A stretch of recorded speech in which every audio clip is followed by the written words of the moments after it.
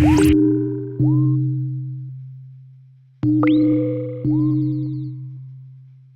I'm Chris. Apple Music just launched, and with it, all new questions about audio quality. Now, all these major streaming services stream at different rates. You have Apple Music at 256 kilobits per second AAC encoded. Then you have Spotify at 320 kilobits per second MP3 encoded. And then you have Tidal, which streams lossless at 1.4 megabits per second. So all of these services have different streaming rates. What does it mean in the real world? Well, we wanted to find out. So we invited a few of our colleagues to come in here and do a blind test. Let's see which one is really best. To run this test, we played 3 different songs across 3 different genres: hip-hop, pop, and classical. We also had a full range of audio snobbery in the hot seat, ranging from the casual listener, nearly indistinguishable to me, to the hardcore audiophile. I can't tell if it's the sound profile of these headphones that I'm not used to. DAX, digital audio converter, yo. No, digital to analog.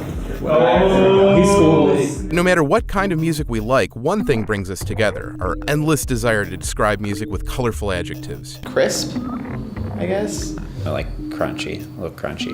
The second one was less boomy in the bass. There was like a different ramp up on each of them. Like less wishy-washy, like higher, a little tinnier. But can people actually tell what's better? I think I liked 3 best. The first one sounded the worst. The highs actually clipped really high, really aggressively. This is doo-doo. Never mind, this is the doo-doo. This is the real doo-doo. The first one was definitely the weakest. 3 was the best. With maybe 3 sounding the best. Preserve the highs a little better. I would assume that the third one would have the widest bandwidth. This one's like fine, but it's like kind of like whatever, dude. I'm thinking this is Apple. I think the one in the middle is my choice for the top quality. I felt like the second one was the best one. The bass was like really pronounced. And this last one sounded the best. Cool. 3 was best. This one's absolute trash. So the first one sounded the worst. The sound's a little more like complex than the first one, in the horns anyway. Too crunchy. I know she likes crunchy horns, but I feel like they're crunchy in a way she didn't want. This one's good, I think. This one definitely sounds the best. More definition across the range. No, I think third one was the best. More texture, more sound. The third one was definitely the best. Of those 3, it sounded to me like the second one would have been the FLAC.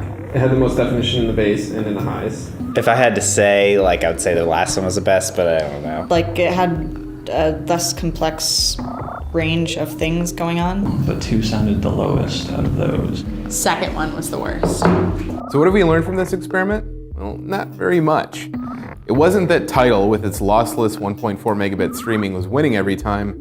In fact, it wasn't winning a majority of the time. Now, part of this might be that we're using very average headphones connected to a phone, and if you had this on, say, a home audio system with very expensive components, very expensive headphones, very expensive loudspeakers, you would be able to tell the difference.